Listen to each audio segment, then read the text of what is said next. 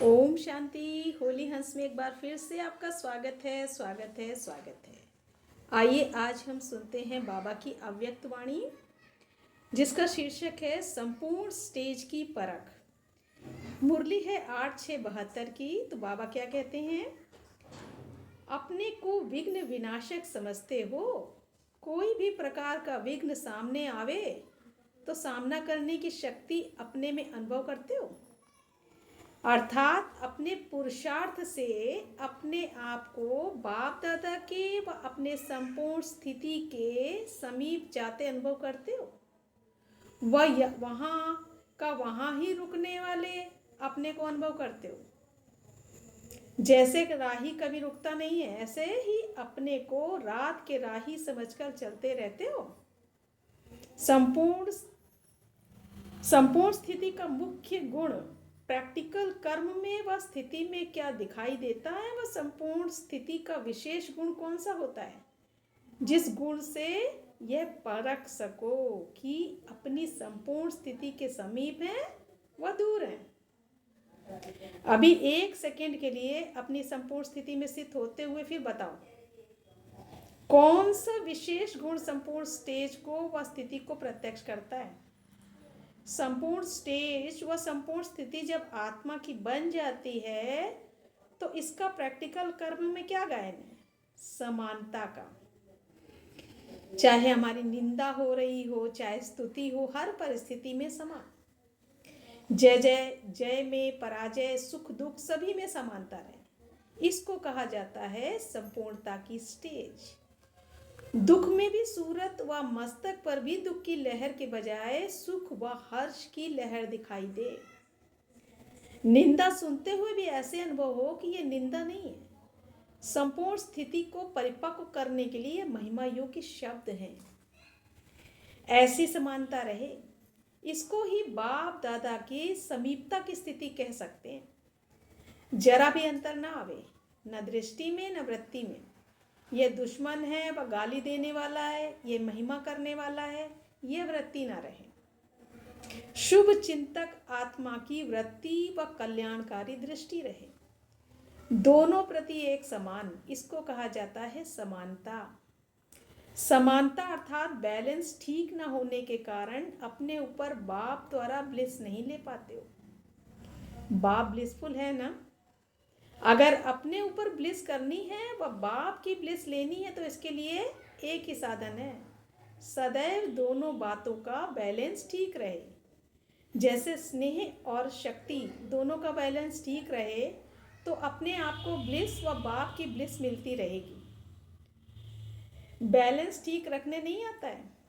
जैसे वे नट होते हैं ना, उनकी विशेषता क्या होती है? बैलेंस की। बात साधारण होती है लेकिन कमाल बैलेंस की होती है। खेल देखा है ना नट का? यह भी कमाल बैलेंस ठीक रखने की है। बैलेंस ठीक नहीं रखते हो, महिमा सुनते हो तो और ही नशा चढ़ जाता है, ग्लानि से घृणा आ जाती है। वास्तव में ना महिमा का नशा ना ग्लानि से घृणा आनी चाहिए।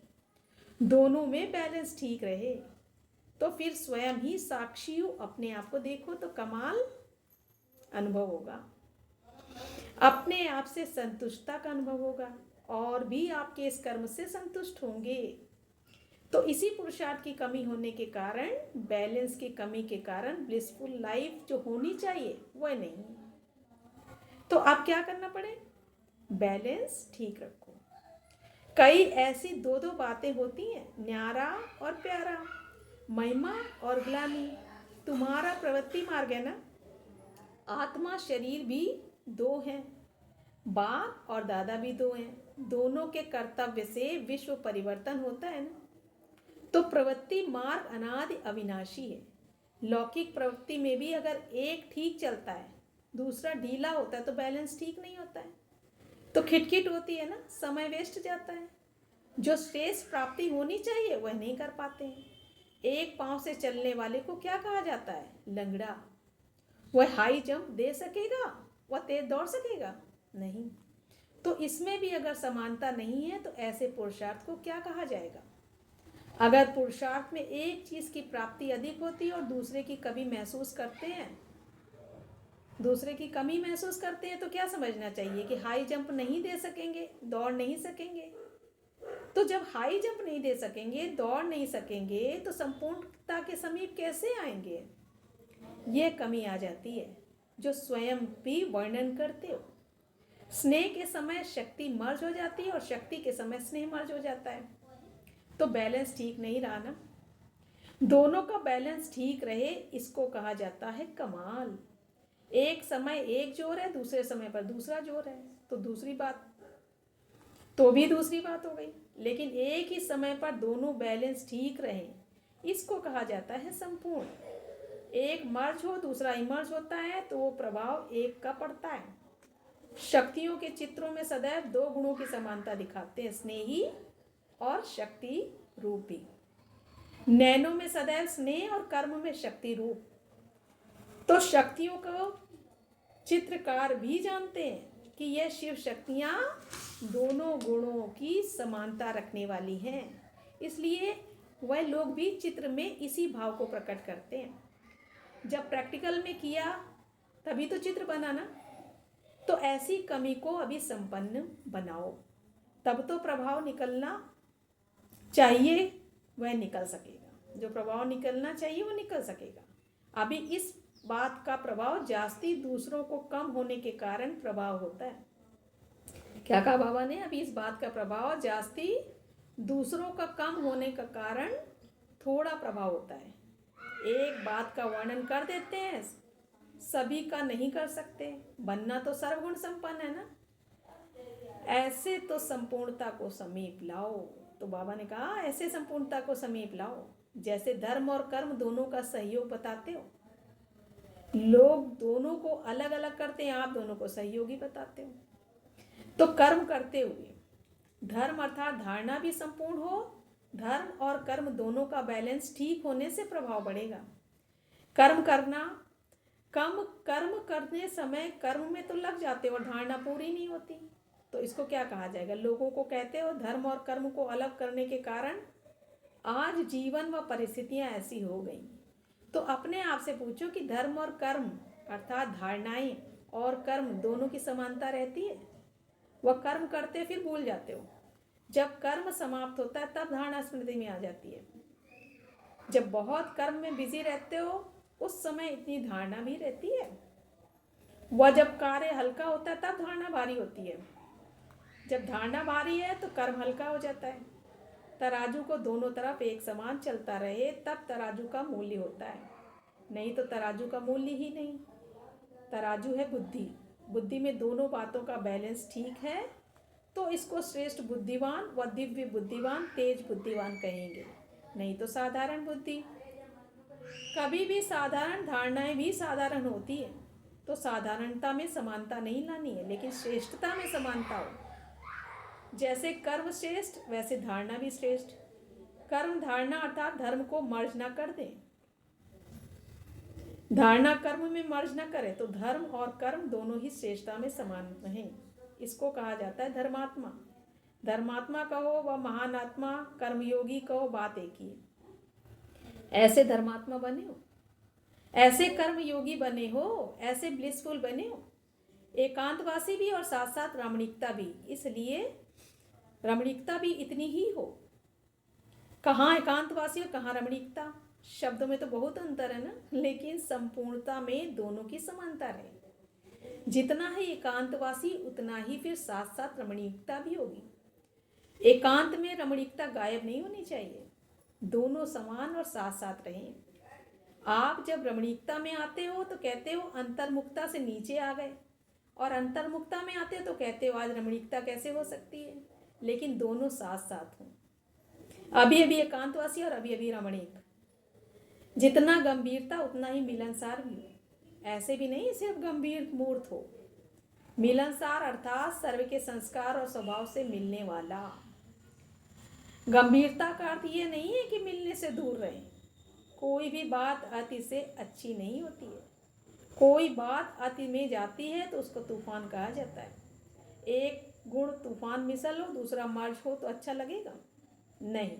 तो ऐसे अपने में पावरफुल धारणा करनी है, जैसे चाहो वहाँ अपने को टिका सको। ऐसे नहीं कि बुद्धि रूपी पांव टिक ना सके, बैलेंस ठीक ना होने के कारण टिक नहीं सकते।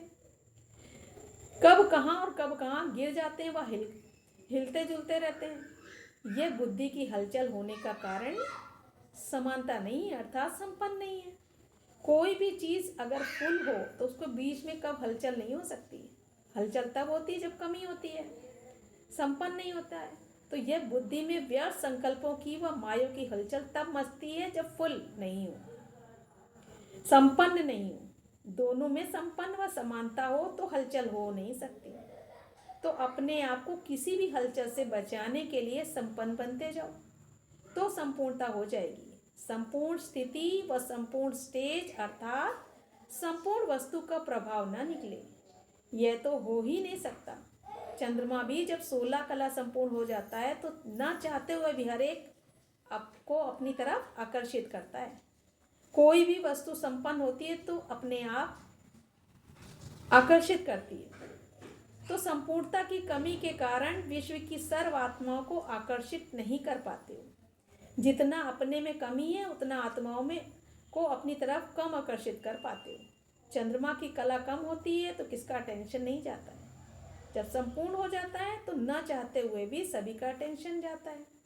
कोई देखे ना देखे लेकिन जरूर देखने में आता ही है। संपूर्णता में प्रभाव की शक्ति होती है, तो प्रभावशाली बनने के लिए संपूर्ण बनना पड़े, समझा। अगर बैलेंस ठीक नहीं होता है तो हिलने जुलने का खेल करते हो, वह साक्षी हो देखो तो अपने में बहुत हंसी आवे। जैसे कोई अपने पूरे होश में नहीं होता तो उसको चलन देखकर हंसी आती है ना, तो अपने आप को भी देखो। जब माया थोड़ा बहुत बेहोश कर देती है, अपनी श्रेष्ठ स्मृति का होश गायब कर देती है, तो उस समय चाल कैसी होती है, वह नज़ारा सामने आता है।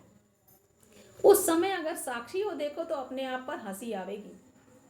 बाप दादा साक्षी होकर खेल देखते हैं। हर एक बच्चे का तो ऐसा खेल देखना अच्छा लगता है। बाप दादा क्या देखना चाहते हैं उसको भी तुम जानते हो। जब जानते हो, मानते भी हो, फिर चलते क्यों नहीं हो। 3 कोने ठीक हो, बाकी एक ठीक ना हो तो क्या होगा।